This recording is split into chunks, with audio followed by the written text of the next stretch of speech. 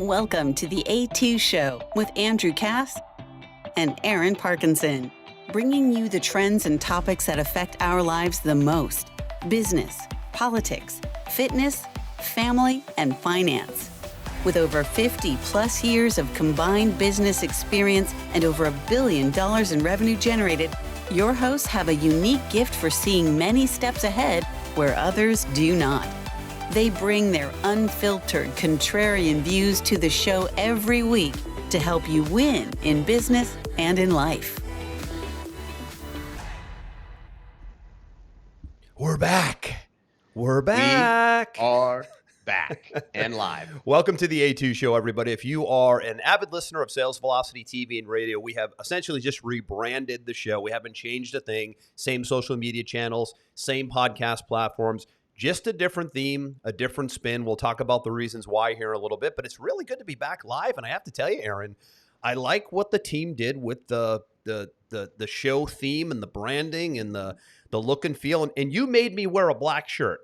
So we're going to Steve Jobs' approach. Remember Steve Jobs, by the way? The guy literally didn't do anything but wear a black shirt every single day. So Aaron and I were like, should we go with the black shirts with the black theme? And whatever. I mean, I think it looks pretty cool. Good to be back, buddy. Good to be back. And we'll see if we want to keep going with the black theme with the black shirts. But today it just seemed like, let's just go all in on the all black theme and go from there. Tie into the edges of the show, the design, right? Yeah. And I'm excited to be back. I when you do 158 plus episodes like we've done before, right? It puts you in the top probably 0.1% of people who do podcasts. You're absolutely right, Aaron. I don't mean to cut you off. I had one of my good friends at his office. I have to find this link for anybody who does podcasts. You can find out what the rating and the ranking is based on listenership. Okay. There's a podcast search tool. Sales Velocity TV was one of the top sales and marketing shows in that category, which isn't a huge category, sales and marketing. It's a small category. But we were top 7%. We were within that top 7% of sales and marketing oriented shows for the last 3 or 4 years that we did Sales Velocity TV. So that was pretty cool. And people message us all the time, and we really got great feedback on that. But I feel like there was only so far we could go with the topic of sales only. Yeah, and I think if you're one of those people that was a hardcore listener to Sales Velocity and you really want to know how to increase the sales in your business, go back and binge watch those first 150 episodes. But for us, it was getting more difficult to talk about how do we increase sales another way when we've told you 150 ways of episodes. You can only skin a cat so many ways, as they say, right? But I'm glad you mentioned that, Aaron. So as of now, you can go to salesvelocitytv.com and see the 150 plus episodes by topic category. And there's really some good learning lessons in there. In fact, we are taking the best of the best here, folks. Stay tuned for this. The best of the best 10 to 15 episodes of Sales Velocity TV, and it is now being transcribed and edited and written into a book format. It looks like that book will be released in 2024 under the name the Revenue Multipliers. So our best revenue generating episodes have been visited, transcribed, edited, cleaned up, formatted, because talking is a lot different than writing. And it will be it looks like probably a nice hardcover book that we'll make available here quite a bit on the show. And the a2show.com or the a2show.info is where all of our shows will be here shortly as well. So whenever you may be watching this, that might not mean much to you because you might be chiming in here for the first time. But we did do this show under the name Sales Velocity TV and radio for close to 4 years. And we're going to pivot into those topics a lot, Aaron. I think we're seeing a lot in the sales and business space. But the 5 categories that we're tackling right now, as you saw in the intro, will be business, of course, because that's us. That's our background, business and entrepreneurship. Politics, number 2, because that's become so important in our lives these days, and it affects business a lot, and it affects your life a lot. And then fitness, family, and finance, things that are really important to us, especially the fitness and the family piece, which is that balance piece. And then it all leads to, do you have your financial house in order? So 5 topic categories. We bounce around a little bit, but it's giving us 5 pillars to talk into that we know from experience and from our amazing contacts and relationships in different ventures that we've been a part of. We're friends for 2005, 2006. I mean, almost 20 years we've known each other. As the intro said, over $1 million in revenue generated, probably a lot more than that from all of our companies and clients and projects combined. There's not a whole lot we haven't seen. And I'd like to correct you there. You just said $1 million. No, I said $1 billion. Oh, did you? Okay, I Oh, thought you said a million. I was like, a million. How dare you? That's last week. What are you insulting? You want to start the show with insulting me? I was thinking to myself, I manage 10 million a month in ad spend. We probably did a million in sales today. Probably been a couple billion in revenue from all the ventures and companies and client work. And Absolutely. and you're and the show's brought to you by my company, Pipeline Pro, and your agency, 7 Mile Media. And you're right, Aaron's company is probably managing 20-30 million a month collectively in ad spend amongst, I don't know, 40 clients. We're one of them. So maybe, right?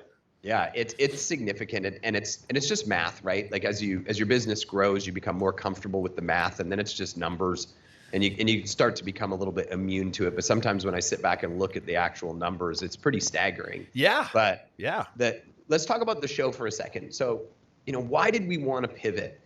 For me, it's really important because, Andrew, you and I talk about this both offline and online. Mm-hmm. The goal of life isn't to just make as much money as you can and buy as much stuff as you can, and then one day just, wake up and die.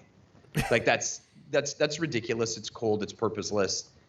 For me, and I know for you as well, we're constantly striving for creating that optimal version of ourselves. And to be optimal, yes, sales and business and money is a big part of that. But to be able to achieve success in that arena, you also have to be successful in other arenas. You've got to be successful inside your own four walls. That's your family. That's the relationship with your husband or your wife. That's the relationship with your kids.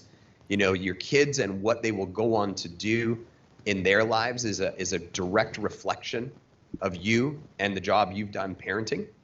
And then you take the next step and say, well, how can I possibly be successful in all these different areas at one time? Well, I can tell you without any hesitation, if your fitness is in the toilet, you're going to have a very difficult time achieving success in anything, let alone your family and your business. So you and I spend probably an equal amount of time talking about what we eat, what we drink, what we do. From an athletic standpoint, I already golfed 9 holes this morning, and you were angry because you haven't. Not happy about it. And so the fitness is a big part of what allows us to be optimal. And then we definitely separated out business and finance as 2 separate things. And that was something that I really started to understand 10 years ago, is there's a big difference between making money and keeping money. And the business side is how you make money, but the finance side is how you keep and grow money. They are 2 very different topics, and sometimes people blend them together and think they're the same thing. And then obviously politics. I mean, if you're living in a country that's run by a government that wants to see you win, you'll win. If they don't want to see you win, you're going to have to figure out how to navigate that so that you can win. So politics plays a role, whether we like it or don't like it or want to believe it or don't want to believe it, in everything that we do. So we need to make sure that we're navigating that accordingly. And that really summarizes the things that you and I are always talking about anyway. So we said, why can't we just turn our show into what we're talking about? We have so much more value that we can give people than just the business side. Perfectly put, man. Those are the 5 boxes, right? So those are, when we looked at it, you're absolutely right. These were conversational pieces for us offline, meaning 30 minutes before the show, we'd get into a topic on politics or on fitness and be like, well, damn, we'd love to talk about that today, but we're talking about how to get more leads in your funnel today, which is cool too. But I really want to talk about this instead. So I think you just nailed it perfectly. It really is a nice blend now that you'll see of 5 core categories that we'll cover. Really what we'll do today briefly here in the first live show back is just maybe touch on each of the 5. You mentioned politics, which I'll come to first because you come from Canada. So just Correct. To set the stage, you're now out of Canada and you live in the Cayman Islands. So you've sort of insulated yourself from really some really bad politics that have permeated in North America. Canada, I think, is further along than America down the path of socialism. They're pretty much there. I believe they're on the doorstep of communism, and I think you probably feel the same way, and you're glad you're out. Very much so. Currently in America, under the current Biden administration, we've never been closer to communism. We're full on socialism at this point. Regulation everywhere, to your point, literally every aspect of your life they want to be involved in. And it isn't my opinion. You just need to look at the bills that they write and the things that they say. So that sets up a very difficult business environment for anybody in North America. Canadians are freaking out, rightfully so. I don't know how long Trudeau's going to be there, but he's got to go. You look like a genius because it looks like you were 3-4 years ahead of it. How long have you been in Cayman officially out of Canada? I've been here on and off for 20 years. Well, when you bought the house permanently, though, I've been here that now was a few years ago. 4 years back here permanently for a second run. And what's really interesting is a conversation that I had yesterday, and I'll give you two examples of things that we really have to keep our eyes out, on it, because I think what's going to happen is the U.S. is going to adopt a lot of Canadian things in the future. So you have that's to what scares me the most. What you just said right there, yeah, is you got to keep an eye on it. Is example number one is I talked to an educator, so former school teacher who decided to start her own business, educating other teachers on how to connect with their students better. Has a great little business that she's built. She wants to hire my agency starting Tuesday. Lives in Vancouver, Canada, and it was really interesting because she's Indian, right? And she's got that very beautiful long hair, and she has that sort of spiritual vibe, with the clothes and how she talks, and very soft. And she said to me, I'm very envious that you're in the Cayman Islands because Canada does not reflect my values or what we moved here for, and I no longer want to be a part of what this country has become. And because of her look, her feel, her energy, I wouldn't have expected that to come from her. She's one of those people you'd think would have a fairly passive political just be thankful she's there, right? Yes. Just look away, don't look at, right? Don't notice what's going on. For her to just stop and want to share that with me, that shows me how hard people are being pushed in that country towards the point where they don't even want to be there anymore. And that is very concerning, obviously. And then the second thing yesterday that my wife shared with me, which is a story that you can look up on Google, is that a 93-year-old woman in Canada just decided that she wanted to subdivide a very large lot that she has in Canada because she wants to give the lots to each one of her kids before she passes away. She wants to make sure they've got a place to build a home. She just wants to subdivide the lots. And the capital gains taxes have gone so through the roof in Canada over the last year, where it's now beyond 50% capital gains taxes in Canada, which is so crazy that they want to charge her something like $36,000 to just subdivide her own lot and give one to her kids. And she's saying, I'm 93. Where do you think I'm going to get $36,000 to subdivide this lot from? Nobody's going to give me a bank loan. Nobody's going to give me, a credit line.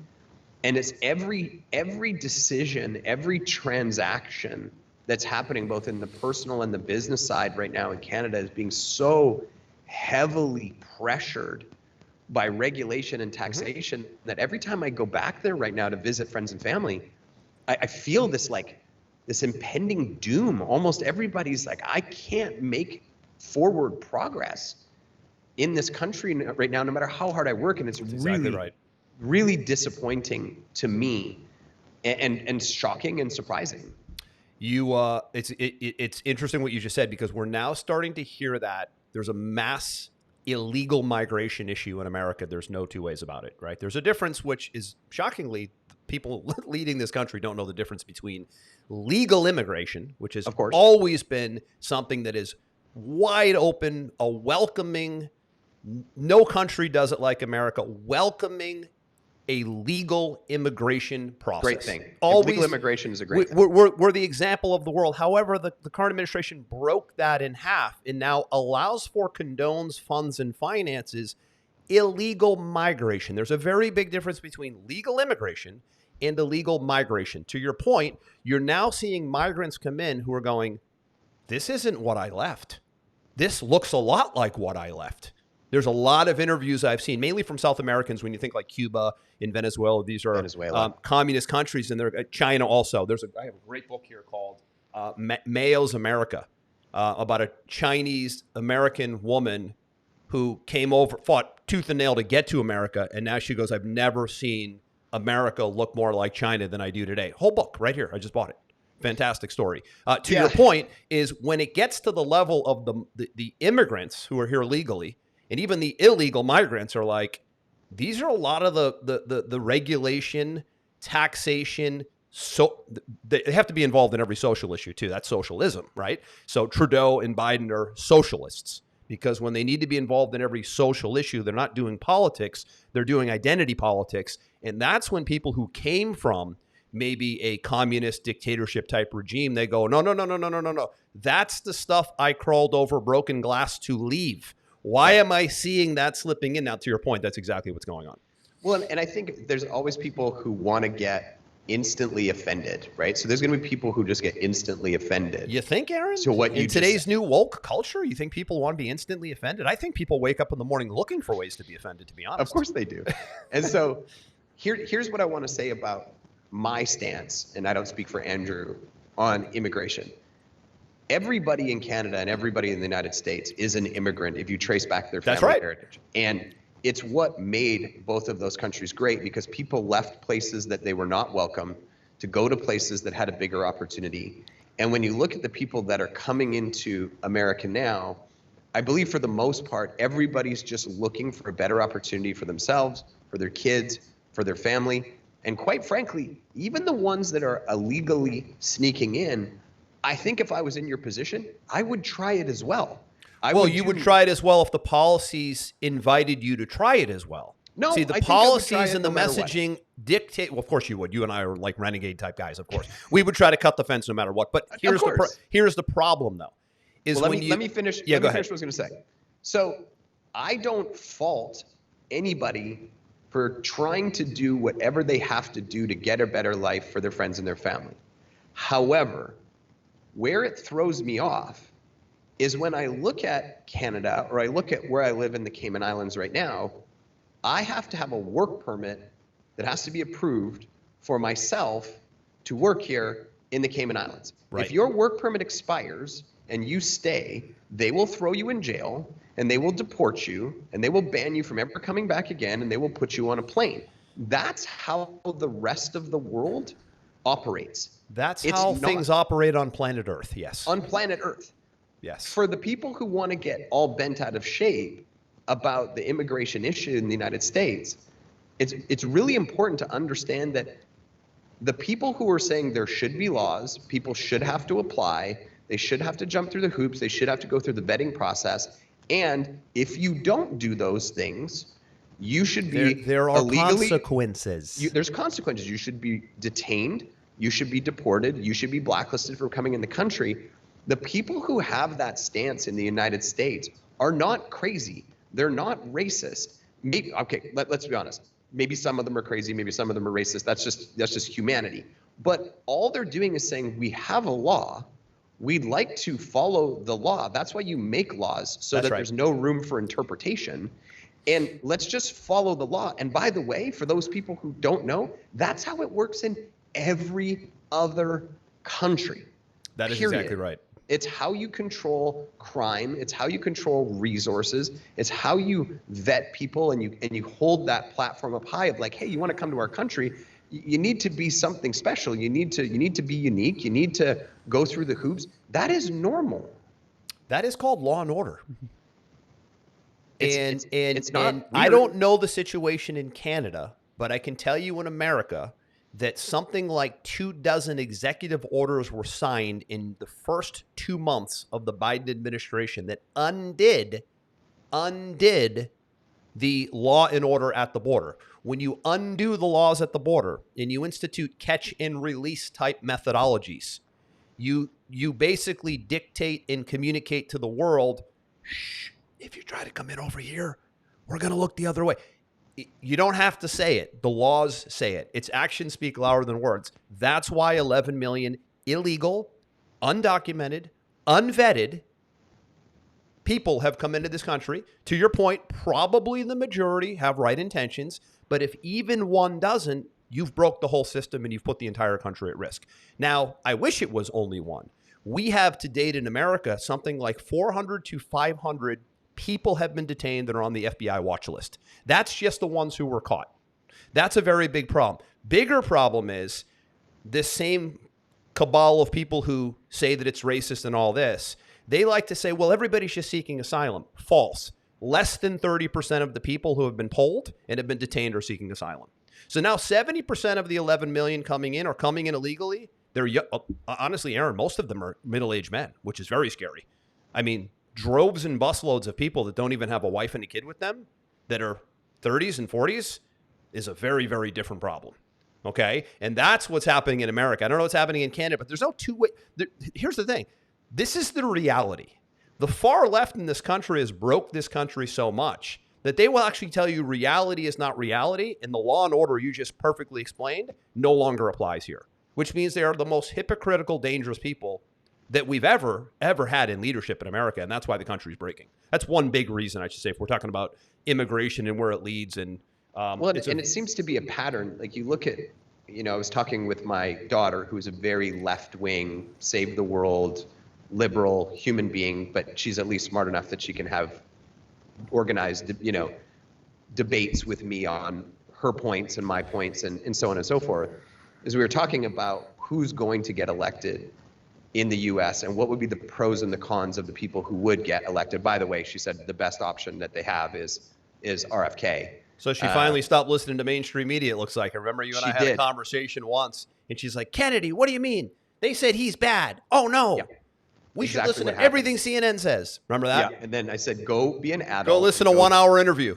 Yeah. Go listen to a couple interviews, go do your research, and then come back and talk to me. And then she came back and she said, yeah, he's the best option they have, and he won't win because he's an independent party. And I said, you're probably right.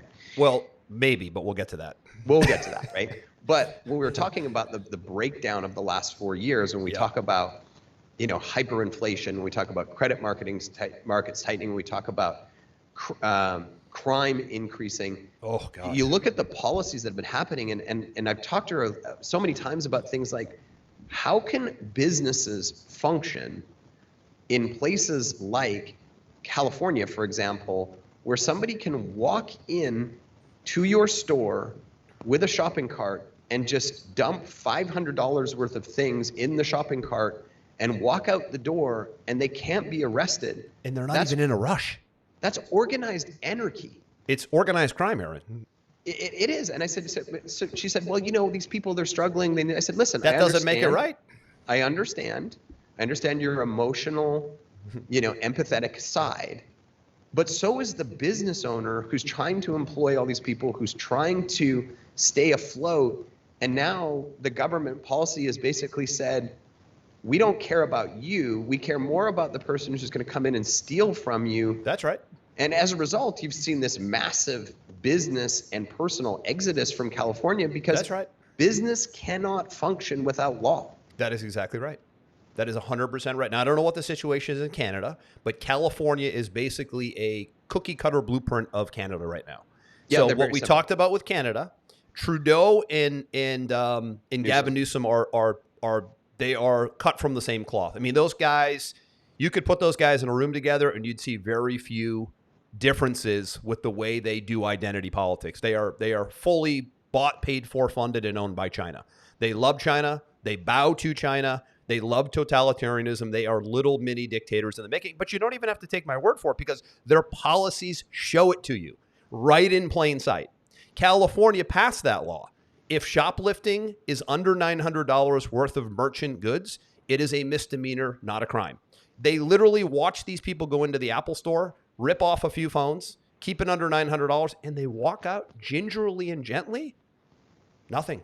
This is just crazy. One little teeny tiny example, to your point, of a lawless society eventually does cripple businesses. Do you know that some of the biggest brand name stores in America that were in downtown San Francisco, where crime is the worst, I think, they are now gone.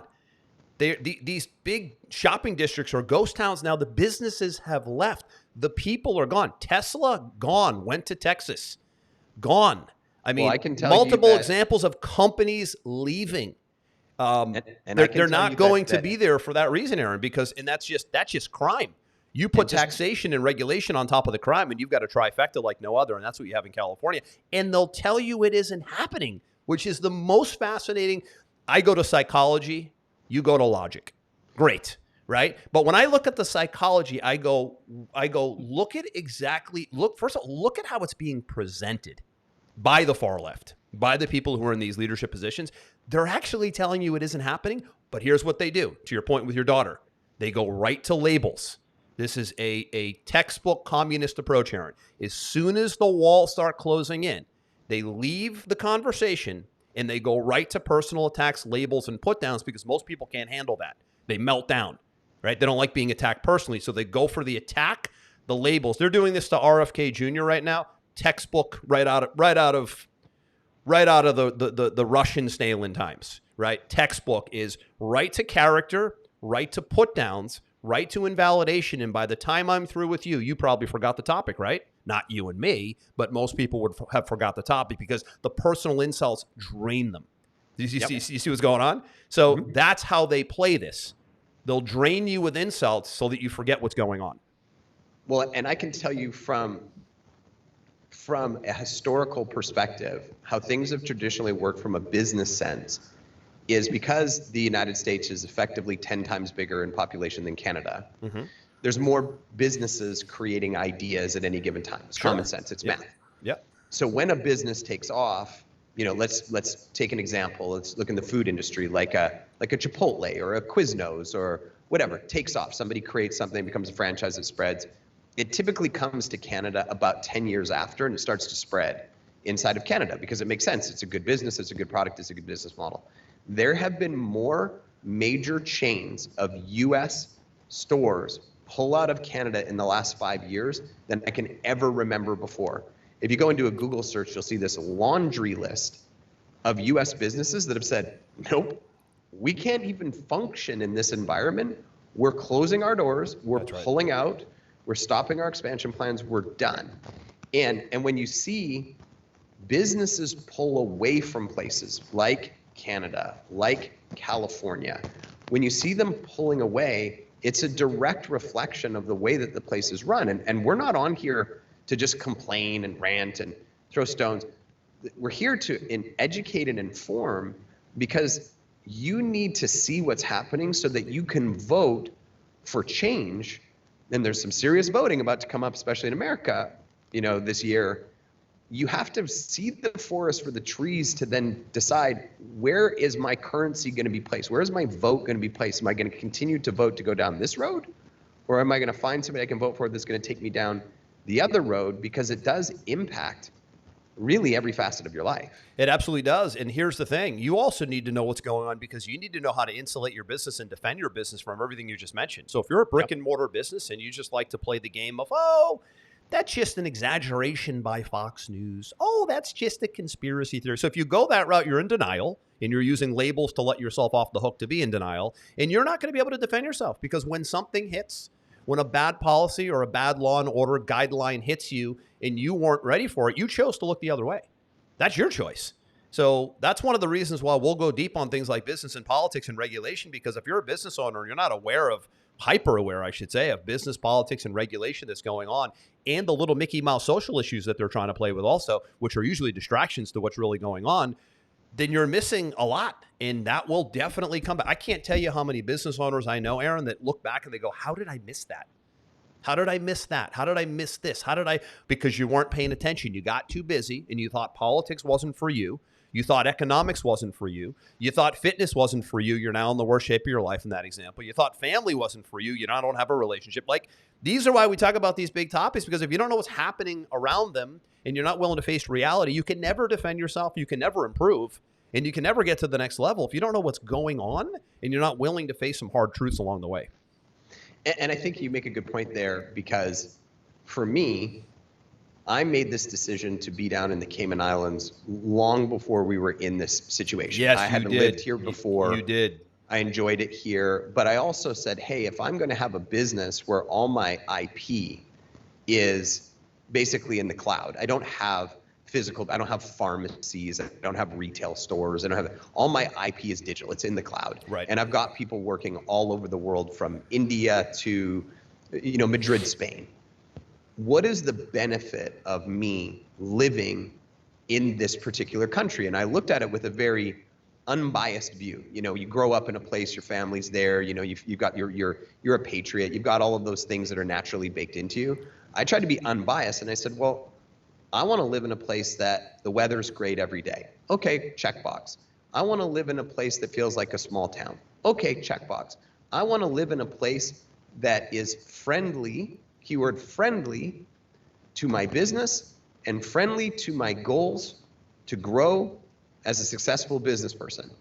And in the Cayman Islands, you know, all of those things were checkboxes for me because they have no personal income tax, they have no property tax, they have no estate tax. You know, none of those things exist here. So what ends up happening is I make money, I invest in real estate, say in the economy. The person that I spent money on gets paid, the people that work for them get paid. It all flows around and around instead of getting sucked out of the ecosystem and put into places that I have zero interest in. And so when you're evaluating these situations, you can say, okay, well, at minimum, I'm going to participate in a vote, but maybe on maximum on the other side, what are the things that I can do or possibly entertain that are more in alignment with my value system, to even the degree as for us, as much as moving to a completely different country. Yeah. And you had history there, which was interesting, but you do look like a genius because you got out before Canada really tanked. Yeah. And COVID was the catalyst for all of this, to be honest. I mean, the COVID-19 pandemic of 2020, to me, ended up being a valuable lesson on exposing corporate capture, agency capture, and exposing these industrial complexes that exist that basically have government and business just literally just closing in on people's lives. That's what it showed. So looking back, do I wish it didn't happen? Of course. It crippled the world. It was mishandled from day one. Literally, they got nothing right. But look what we learned about the cabals that are pulling the strings. That's now where the resistance is in 2024 here. Now I'm starting to see conservative, independent, libertarian people standing up going, no more. Unfortunately, the liberals are not. They are completely clueless. No disrespect. They will not question anything. They will, everything that you spoon feed them, they will take and they will get on with their waving their flags. No questions asked. It's a stunning psychology to watch that we've seen the left take everything hook, line, and sinker, question nothing, no skepticism, nothing. Conservatives are now like, nope, we need you to show us the data. We need to see the money. We need to see the proof. And they're now being labeled and put down for asking for the data. That's where we're at now. So it's a really scary situation because we don't have a middle ground.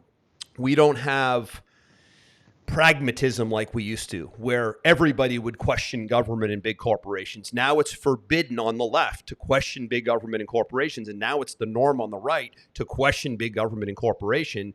So that's a very big problem for society, which leads me to believe there's going to be some severe social unrest and civil unrest. You take the immigration thing, illegal migration, I should say, and you throw 11 million people into the height of social unrest that exists already within. And I think you have a trifecta war that's about to happen, which scares me the most. So for you as a business owner, you as a family person watching, I do believe at some point in 2024 or 2025-ish, I do feel like it's going to be somewhere leading up to this election, you're going to have this trifecta of insane just dissent between Americans themselves, left and right.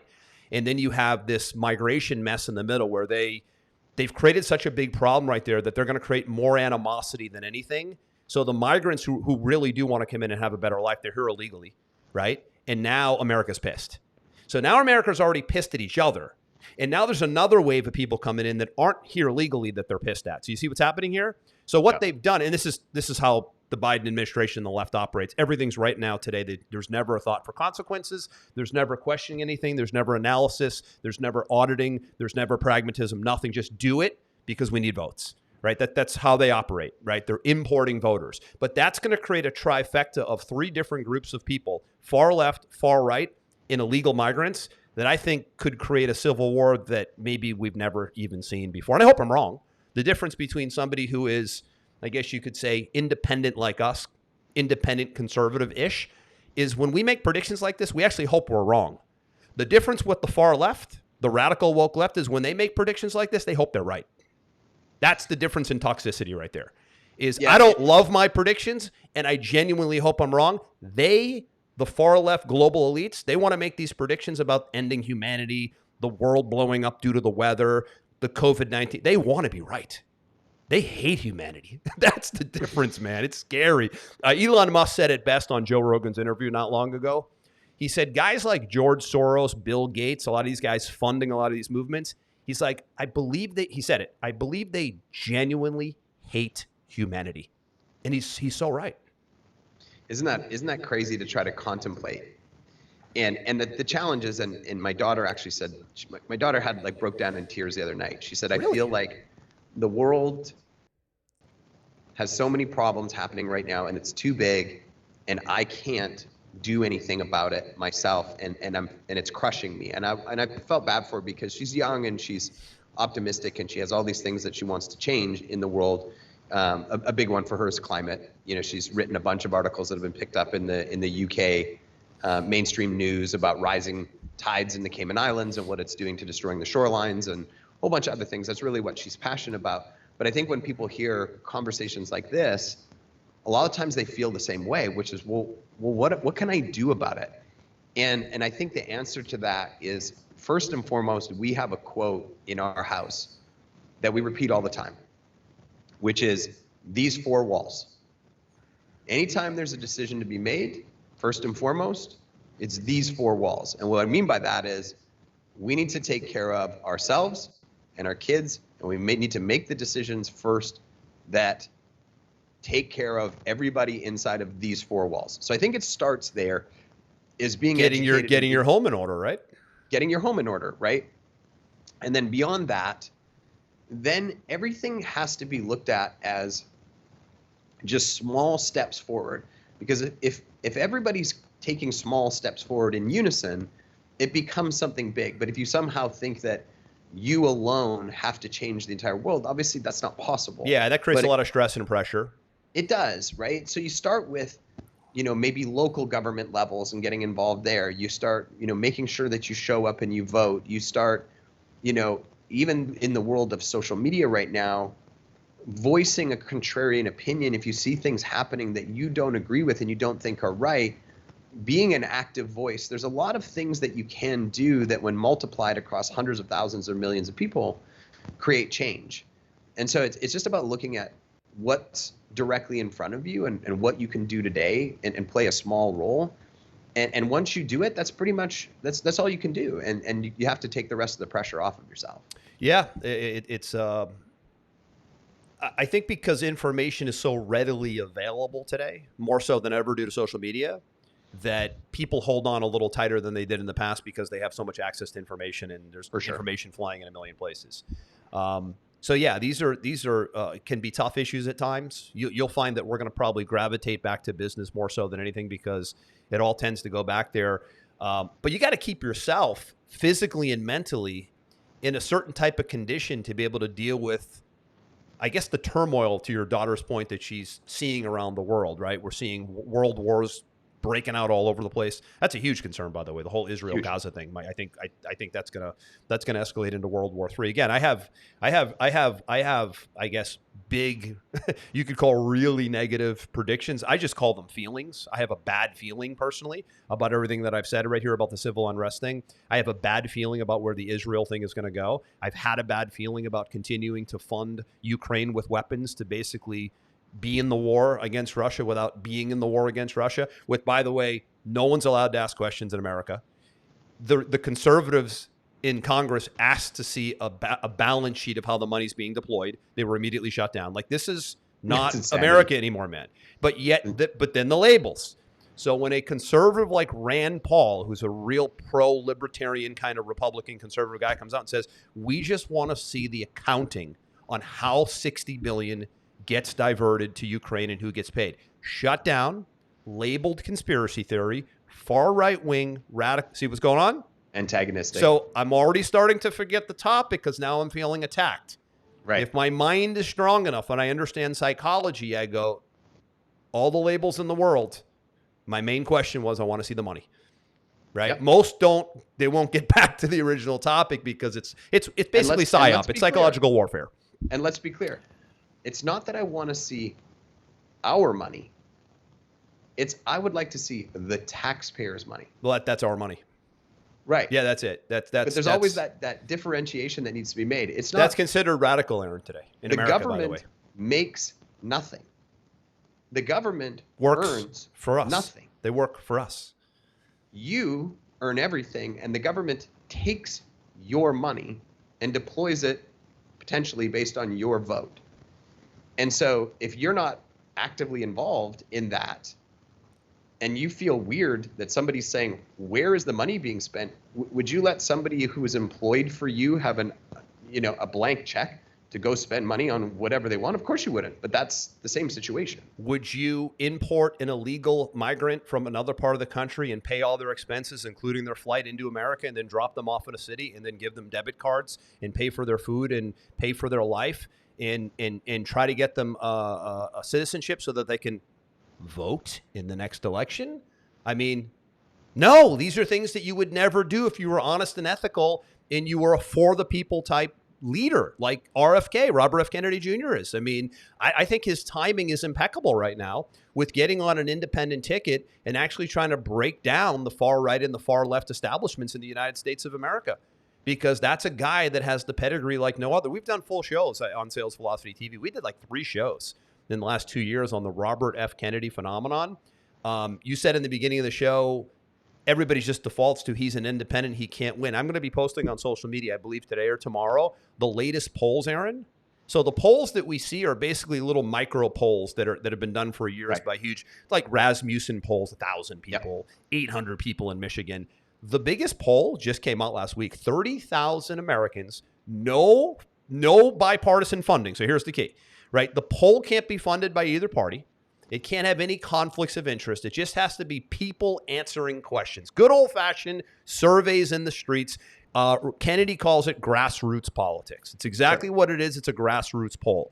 30,000 people polled. Guess what happened in the poll, Aaron? I'm dying to know. Yeah, I'll put it in the show notes. I mean, I was even blown away, and I've been a Kennedy donor to his nonprofit since 2018 and a huge advocate for his presidency. They did it. How does he match up with Biden? Landslide.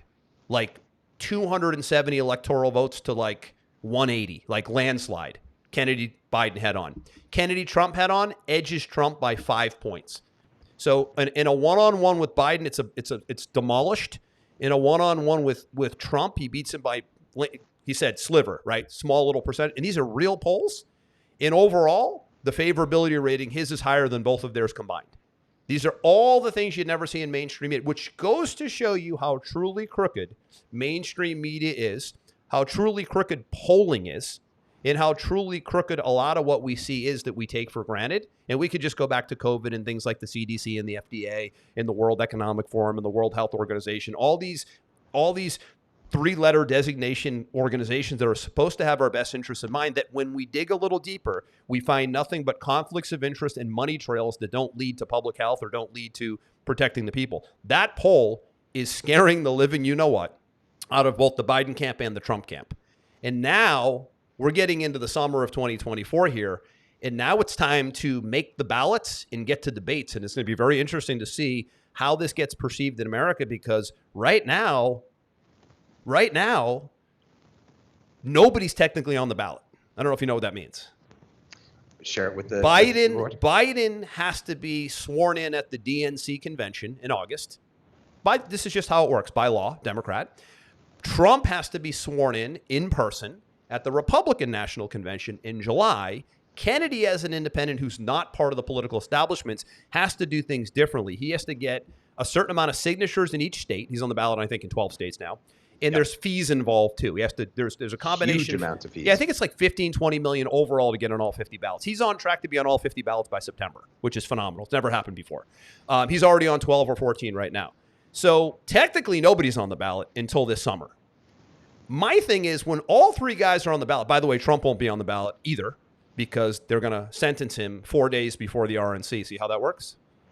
Like him or hate him, sentencing was set 3 days before.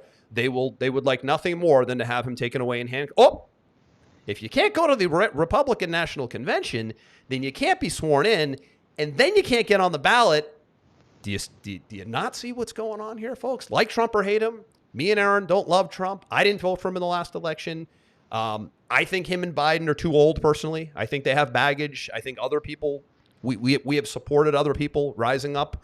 They got ousted by Trump. That's just the way it works. But it's going to be very interesting to see who really gets on the ballot come July, August, and who doesn't. And I think it's going to shock a lot of people. To my point here, it was a long-winded explanation, but it's important is Kennedy the Independent is suddenly going to look amazingly favorable when he's on the ballot and the other guys are barely on the ballot, and they're projected to be the guys on the ballot. Although Biden won't be in this race either. He's being replaced in August. I have great information on that. Trump, I think they'll try to keep him off, and Biden, I think, will be replaced. You want to take the prediction right now with 99% accuracy. My sources are phenomenal. I don't think we've been wrong on anything in the last 3 years. It looks like they're going to install Michelle Obama as an emergency candidate. And I think it would be smart on their behalf if they did. Well, I don't know about smart. I think they have to do it. It's a desperation play. Yeah, I agree. So yeah, there's a lot going on, man. As we come to the close of our first episode here, what do you want to say to the listeners and the viewers about what they should expect from this show moving forward? Yeah, I would expect deep dives in the big 5 categories, right? We talked a little business, we talked a little bit of politics today, but I think what you're going to find more so than anything is Aaron and I really coming back to ways that you can make your life better, and ways that you can insulate yourself from really a world that is not going to look a lot like the world you and I grew up in, Aaron. It's just a very different environment right now. It's going to be more challenging. And it's going to be a lot more expensive to live in also.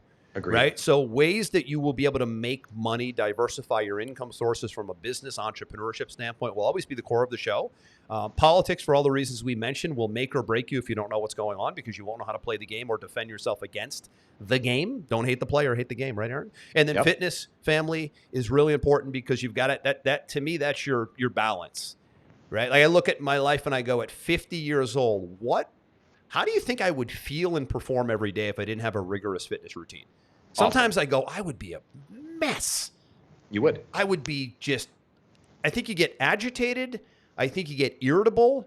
And I think you start feeling like crap. And how do you expect to perform and run businesses and run companies if fitness isn't a big piece? We're going to bring guests on in the fitness space that are next level people. It's another thing you're going to see on the show is guests, long form interviews, 2-hour plus interviews where I might bring on the CEO of a fitness company or a big influencer and a thought leader that I like, who we can interview together and talk about what are some of the hacks, what are some of the things we're doing today to get out of the biopharmaceutical complex and create your own, wellness programs and your own health. And then, of course, family we'll talk about, in finance, in money. There's a lot of stuff. Lastly, I'll leave with this, Aaron. The 5th pillar is there are so many cool things happening right now in the finance space. I'll give you 2 examples of things I'm looking into and doing right now. There's some interesting stuff happening in the crypto space, because now you have most of Wall Street buying into crypto, like Bitcoin and Ethereum. I've always been a small player in it, but I've always had exposure. I'm also a big gold and silver guy. They're at record highs right now. Okay. And you and I have some exposure to the stock market, but then there's some Forex trading, and there's also some really phenomenal business ideas, revenue streams that you can implement into your business and your life to monetize what it is that you're doing or create additional income streams. So coming back to the finance thing, we could do multi-hour episodes on just finance. And I think that's where we're headed. So I know that's a mouthful, but those are really the 5 categories we decided we want to play in here as we move the show forward. Again, it's business, politics, fitness, family, and finance. No particular order. They just sort of rang off my tongue that way, and they rang off the writer's tongue that way. But we might bounce around. But I think what you'll see on the show is we'll probably really hone in on a topic, let's call it fitness, for example, in some real specificity around that, and devote entire shows to one of the core 5 topics. We might overlap a little bit like we did today. We bounced around today deliberately on purpose. But I think what you'll see is we'll really get focused on one of those topics and get real specific on how you can win in one of those categories week over week over week. I don't know how many times we'll do the show, probably once, twice a week. But it'll be fun. There's going to be tremendous information, and there's going to be a lot of great advice. Again, leveraging you and I's 30, 40, 50, 60 plus years experience in the business world. And our connections are fantastic. I would say pound for pound, between who we know, what we've been through, who we've seen at our age and our stage in life. We've got some really great connections. And at the end of the day, people in relationships matter more than anything, because it's the people in the relationships that really allow you to connect to information that matters the most. Agreed. I'm looking forward to episode 2 of the new rebrand. Well, it isn't going to be episode 2. I know. You know what I meant. Like, episode 2 of the rebrand, but like 155 of the whole show. But yeah, we're going to have some fun here. We will have a site up. It should probably say coming soon right now, but all the shows will be at the a2show.com. We have a site going up here shortly. We'll have all past episodes of Sales Velocity TV in the show notes as well. And we look forward to seeing you on the next show. Same time, same place. Hope you enjoyed the beginning of a new era here, Aaron. This was fun. We'll see you next time.